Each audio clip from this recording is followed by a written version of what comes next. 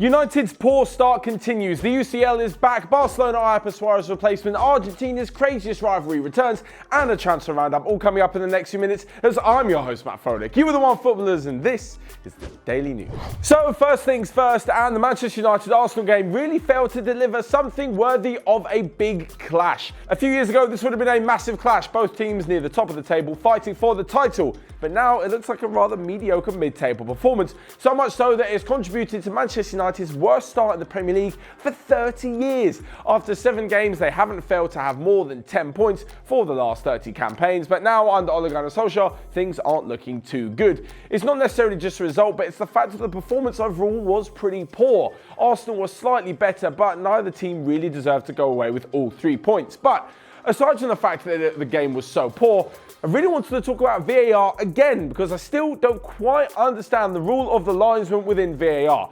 Aubameyang's goal was correctly overturned. I'm delighted that VAR stepped in and saw what was a blindingly obvious error from the linesman. It was like 10 yards in front of his face and they overturned it, and Aubameyang's goal, a delightful chipped finish, stood. He was clearly onside, and it's a good job that VAR got this one correct.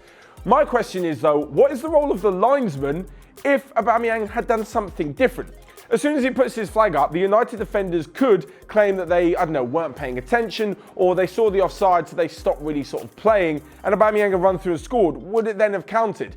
My point is that once the linesman puts his flag up and the referee whistles, I kind of want to know, does anything after that count? For example, if Aubameyang had gone through and then picked the ball up and said, I'm offside, I'll just pick the ball up and give it back to Maguire for a free kick, then if they'd have gone to VAR and seen that Aubameyang had been onside, would they then have played everything afterwards as it would have happened in a match, meaning that Aubameyang would have got a yellow card for a deliberate handball? I don't think so. So if De Gea had said, the linesman's flagged for offside, I'm going to stand there and just let Aubameyang shoot or do whatever he wants to do, would that also count? I don't quite know what the rule is or what the linesman's got to be doing. If he puts his flag up, surely everything has to stop in that moment and everything afterwards can't possibly count.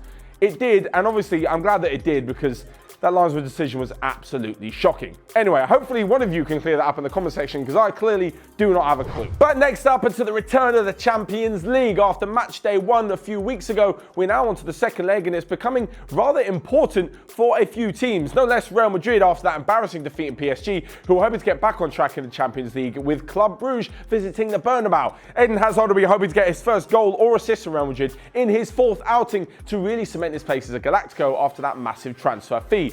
Elsewhere, and as PSG head to Galatasaray, well, they're going to be without Neymar again as he completes his ban in Champions League. He did, of course, score the winner yet again for the 3rd time in 4 games at the weekend, which saw Kylian Mbappe return from injury after a month out, so at least some good news for PSG. City will be hoping to continue their fine form in one of the easier groups of the Champions League as they host Dinamo Zagreb, and Kai Havertz and Leverkusen visit Cristiano Ronaldo and Juventus, so what could be a massive game for the young German star if he's really to cement his place as one of the brightest prospects in Europe. One of the biggest games though tonight is Tottenham against Bayern Munich. Both of them had big wins on the weekend, only just though as Bayern Munich held on against Paderborn and 10 men Tottenham managed to hold on against Southampton.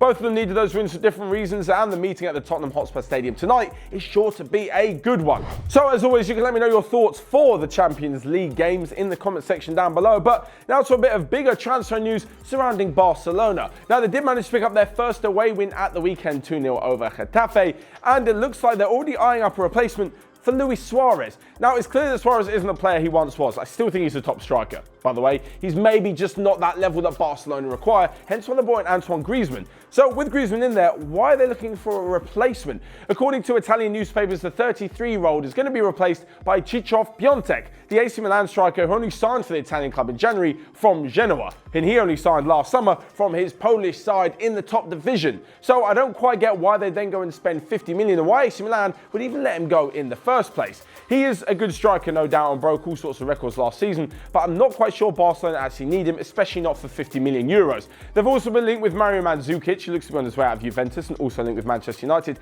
and also to Jaime Mata, who's having a pretty good season in La Liga off the back of a great season last year. For me, all this means is that they'll yet again be blocking another graduate coming through from La Masia. Of course, we've seen Ansu Fati and a host of others coming through, and why not have someone play the minutes while Suarez is still there, or thereabouts, and then eventually when he leaves, they'll have a ready formed player stepping up into the first team. As mentioned, they've still got Messi, Dembele's still there, Coutinho is technically on loan, could come back to help those attacking options. Of course, Antoine Griezmann is there as well, so not really sure they need to go and spend 50 million on someone who could be a backup or a rotation at best.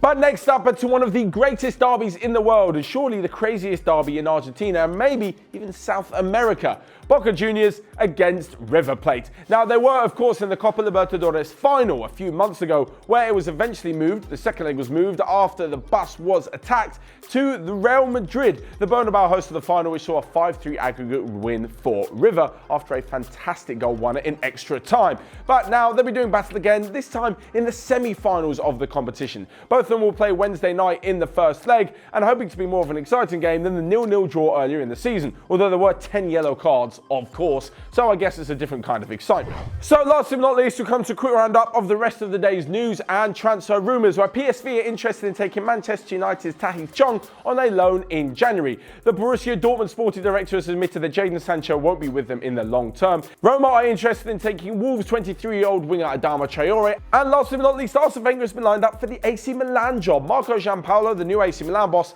is really under pressure. After the weekend's defeat to Fiorentina, that's their third loss in a row, and they currently sit 16th in Serie A. If things go worse and they get rid of the manager, maybe we could see the former Arsenal legend in charge of a team once again. So there you have it. Let me know all of your thoughts in the comment section down below on the rest of today's daily news. Whilst you're there, you can smash the like button. Also subscribe if you guys are new around here for loads more content on Onefootball, some of which you can see by clicking here or here. But until next time, I will see you guys later.